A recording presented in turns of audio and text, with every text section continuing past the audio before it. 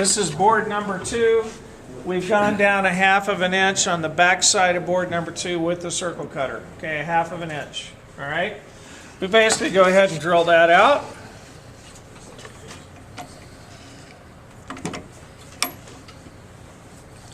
Now,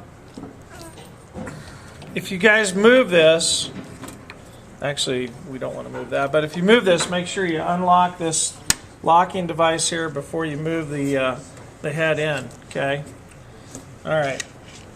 So we'll lock that in place. And what size drill bit is that again? 11/32. Ah. It's not a 3/8. If you use a 3/8, it will be too big.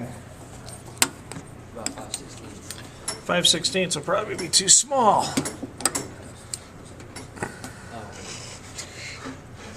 Okay. We Wait, have a problem. you're around. Yeah, I see that. Keep going. And why was that put like that?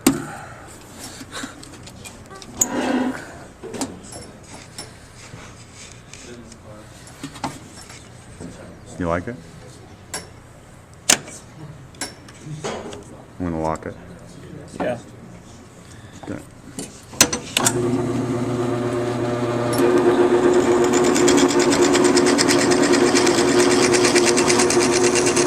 So again, I want to caution you, do not do this first till after you have used the circle cutter, because then you'll have trouble. It'll be wobble. Yeah, you won't be able to circle cut it.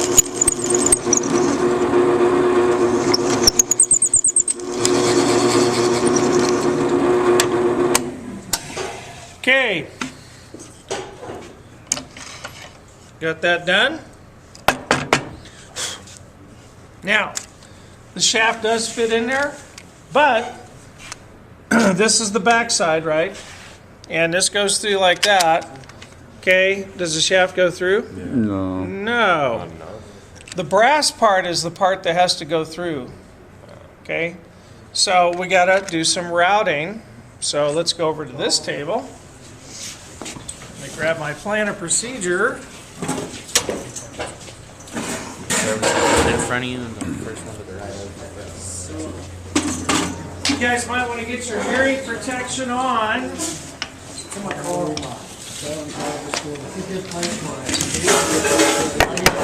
I give. Routing an arc. Yeah, I'm going to route at this table over here. Okay. You guys all have your hearing protection. Where's your guys' earplugs? Go get your hearing protection. This is gonna hurt a lot. It's loud. Well, then grab some out of the cabinet. Or just, you can cover your ears with your hands. But really, guys, there's no reason to not have those here. We gave you a set. We give you a locker to use. We give you a lock to use. There is absolutely no reason you should not have those here. Very frustrating. I looked at them this morning. Well, then go grab the ear protection out of there. I got my. Matt, that's not approved hearing protection. You have to have the other ones on. You know, you're gonna care when you're deaf later. When you turn 40, 45, and you have to get a hearing Those are aid. not approved hearing protection. Not approved hearing protection.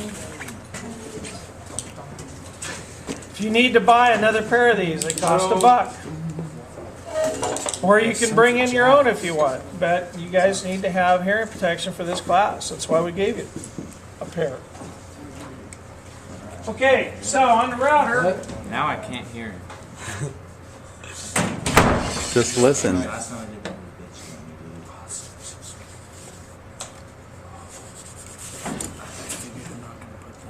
What? So, what different wire that we use? There it is. I'm not going to put the two small ones in there because there's one. Okay, I would use this router, this DeWalt. This is a, this type of router bit is called a double fluted router bit. It can be used for, it can make a slot that is exactly the half inch, whatever the diameter is. So you could actually do a dado with a router, okay? You could also, they make a bit that looks very similar to this. It has a bearing on the bottom, and that's an edge trimming router bit, and it's used for laminate countertops. When you glue those on a countertop, you leave them just about 1/8 of an inch out, and then you can go through with one of these types of bits and trim it, okay, a trim bit. We're going to use this basically to take out all of the wood on the inside of this circle, and we're going to go down in what increments. Now, we did change that on your sheet, right? What did we say about that? 1/8 of an inch at a time. Jamie, grab me a steel rule. Or actually, never mind. We'll use this. Okay. Okay, when you're adjusting this, keep it unplugged. We've been keeping this router bit in here. And what you want to do is, like you're sighting across the face of this router base, okay, and we want to set it to 1/8 of an inch. And basically you tighten up this handle to adjust that. Okay, so there's 1/8 of an inch, and if you look across the base and like close one eye, you can see it.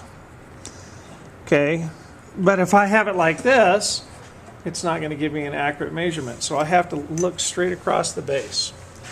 Never put the router bit on the table or the wood without it running. Okay. So don't set this up here on the table like this. Set it up there like that. Austin, will you help me plug that in, please? You say without it running or with it running? I couldn't. I thought you said without it running. You never want to set this up with the bits. I swear you said without it running. I did. Okay. It is okay when I plunge into the wood. It'll be running. Oh yeah. I can plunge in. Oh yeah. What? Top, Ernesto, top of that desk over there, top drawer, grab me one of those router pads. Okay, this thing turns, guys, at 22,000 RPMs. So it's extremely fast, okay? Over there, in that top desk drawer over there by where that oscillating spindle, the sander is, we have a couple of these, all right? Way over there in that desk. So you set this on the table, it's made out of rubber, and that clamps it pretty much, or will hold it still steady on the table for you, okay? If you try to put a clamp on the top of this, obviously you can't get the router around to the top, okay? So that'll hold it enough. That'll hold it enough, yep. If these get real dusty... Yeah, I was just going to say clean your table and smack those things a few times. We can even wash those once in a while, let them dry, and then they'll get sticky again. Yep. You know those sticky hands that you throw? No. Yep. Okay, so what I'm going to do is I'm going to plunge. I'm going to plunge into the wood. So I'll turn it on, let it come to full speed. I'll plunge in, and then I'm going to make little circles, keeping the base flat on the board until I get out to the outside ring, okay? So Mr. Deason, would that be why they call it a plunge router? It is, yep. And you can actually set up the depth stop on this so it only goes to 1/8 of an inch, but unfortunately this is missing a piece here. There's supposed to be a guide that goes in here and then hits that screw. Oh yeah. But and then this rotates, so you could actually have 3 different settings on this.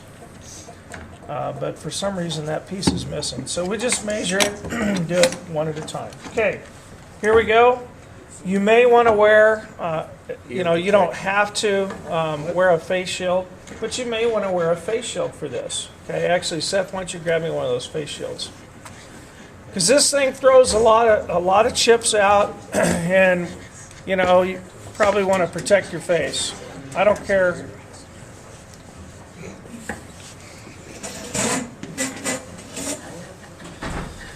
Okay. Thank you. Okay, air protection in. Here we go. The switch on this is up and down.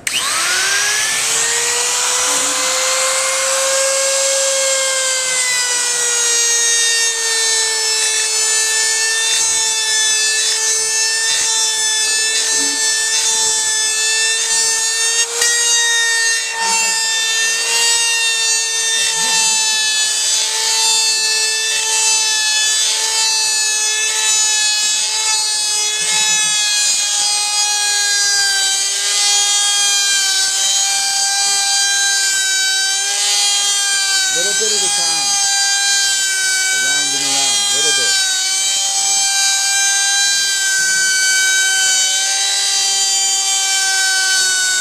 You go too much, then that whole thing's going to move on you if you try to take too much material out.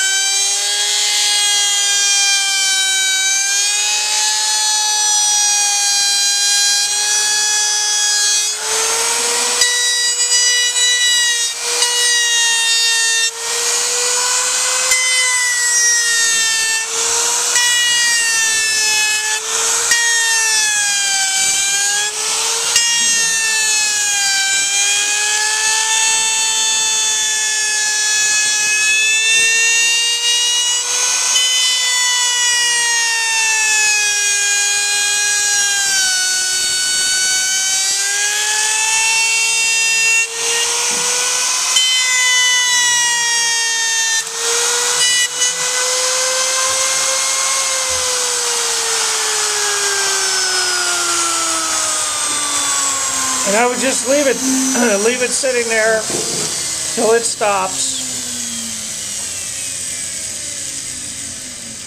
You notice I was having trouble with the pad slipping, okay?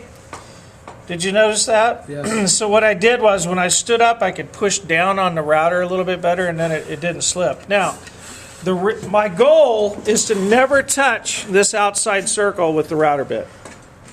Okay? That's the target.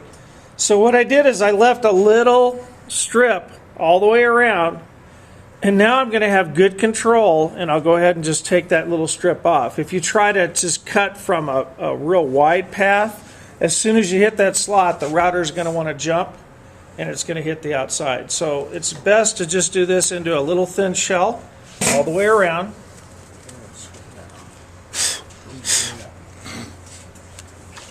And then we'll go ahead and finish it, and you probably want to turn the board so that you can see the router bit. Like I can see it over here out to about here, but then when I get over to here, I can't really see around the router bit.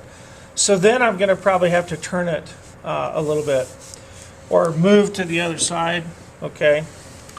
So we'll go ahead, without adjusting that, go ahead and take that down. Start it up, make sure it's not touching that little lip.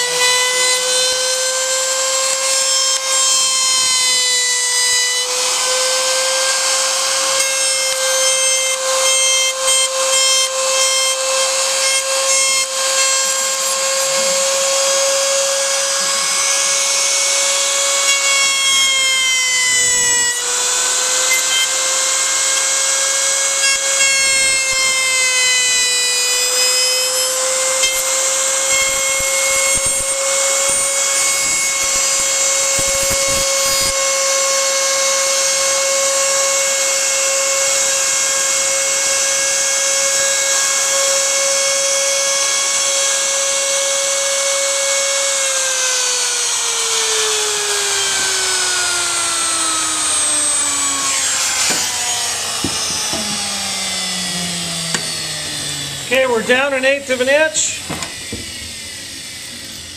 Next step is to go ahead and plunge the router another 1/8 of an inch, because this is going to be on the back side.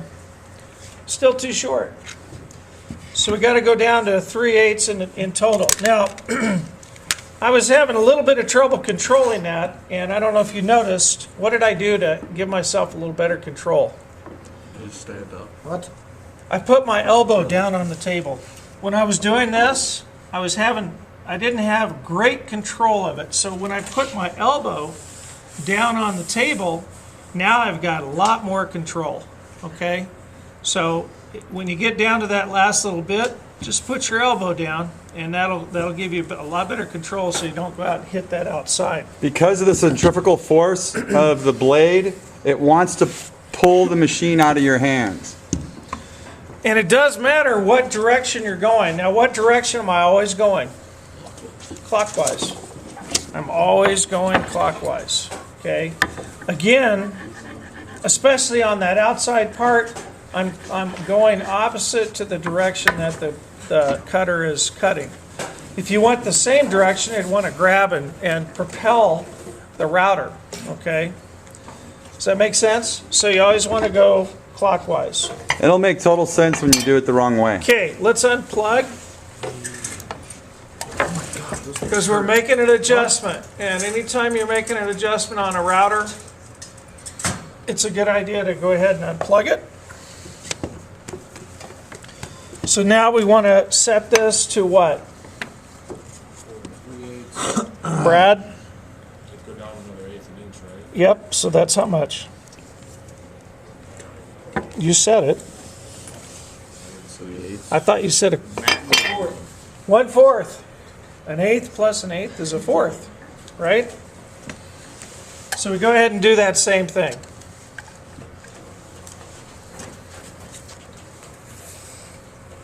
That's nice. The bamboo. Make sure your cord too is like kind of out of the way. Again, do I want to just push this against the wood and turn it on? No. It's gonna, all heck's gonna break loose. So turn it on before you touch the wood and then plunge it in.